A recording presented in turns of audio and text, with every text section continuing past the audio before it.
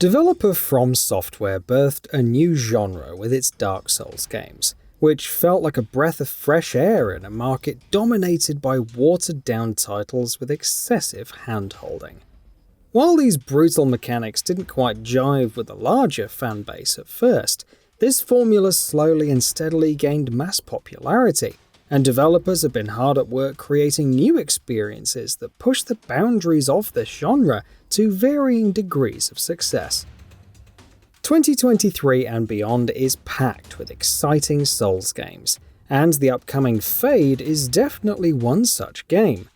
It looks like a simple game on the surface, but it has the potential to turn into something special if the developer makes the right moves. With this feature, we'll be looking at each of the game's aspects and nail down what exactly makes it tick. As mentioned previously, Fade is currently in development at Night by Night, which is also the studio's debut title. It was originally released into early access in 2020, and the game continues to evolve with each new update. The developers have been pumping major content updates for some time now, and their social media handles constantly push out development updates to keep fans in the loop. The game seems well on its way to completion, and the team generally has a good understanding of what makes it tick and how to capitalize on those fronts. Coming back to the game itself, Fade takes place in a dark fantasy world of Boltane, where ferocious beasts known as wildings threaten the existence of your kingdom. They continue to march everywhere in hopes of total annihilation. The ruler of the kingdom, High King Victor, has fallen, and as the rightful but inexperienced heir to this throne, you embark on a quest to overcome this calamity and restore peace back to this chaotic land. And the key to doing that lies in killing off the great wild lords that possess control over these beasts and wreak havoc upon this once peaceful world. The Dark Souls influences are quite evident here, but Fade is set to take these influences and build a narrative that will seemingly focus on the character development of our protagonist as he faces the many ups and downs needed to eventually become the man of the hour. This should make for a story that's pretty fresh for fans of the genre, and one that has the potential to be an engaging coming-of-age story. Fade will also feature dialogue options that can change the outcome of the narrative depending on the path you choose during key moments, and we're really excited to see the flexibility of these morality mechanics.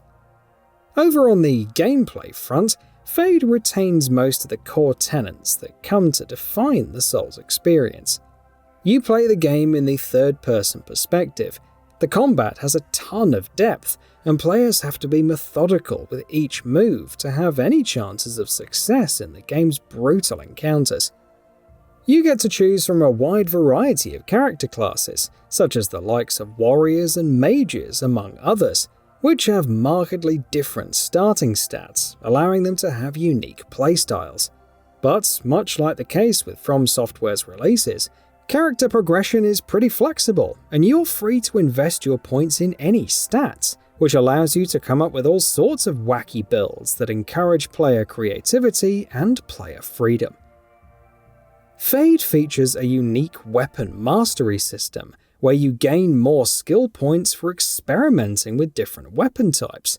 For instance, if your primary weapon of choice is a straight sword and you continue to stick to this particular style, you wouldn't gain so much of skills.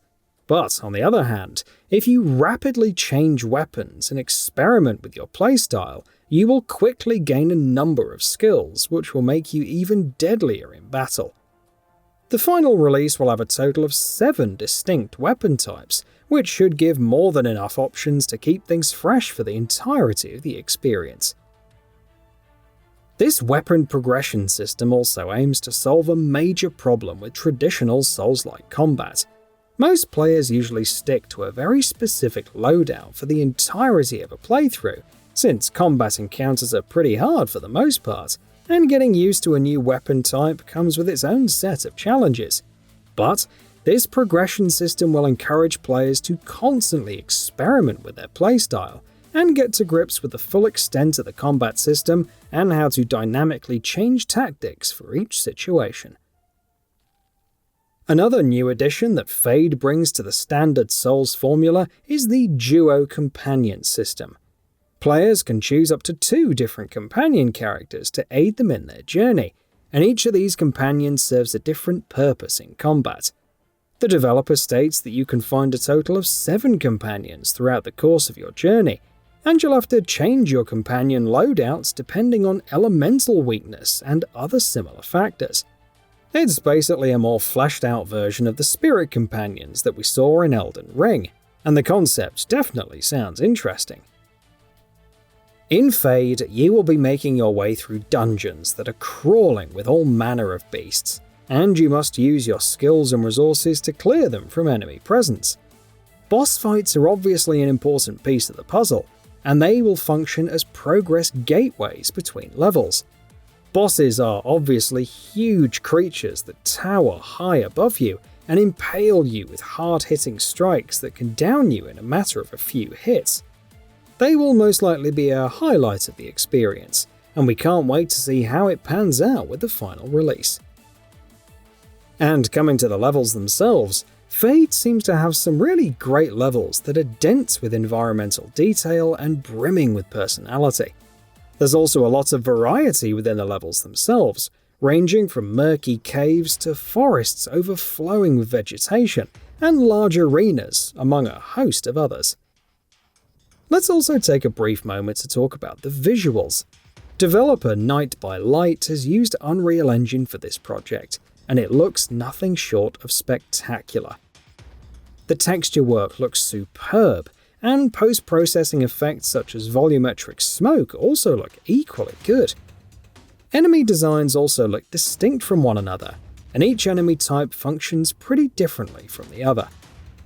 Looking at the game as a whole, Fade looks impressive, but it does have some janky elements to it, like animations that aren't as smooth as one would want from a game of this ilk. But considering that the game is still being developed at the moment, these are minor issues that will most likely be fixed with future updates. As of now, content updates for Fade are going to feature a few new cosmetic additions and visual overhauls to enemy designs, alongside balance patches before the game reaches its full release. And when it does, the developer aims to increase the price of the game accordingly as well. As mentioned previously, Fade is only set to release on PC as of now. While there are no current plans for console ports, there's a high likelihood that developers will certainly consider it if the game ends up being a success on its launch platforms.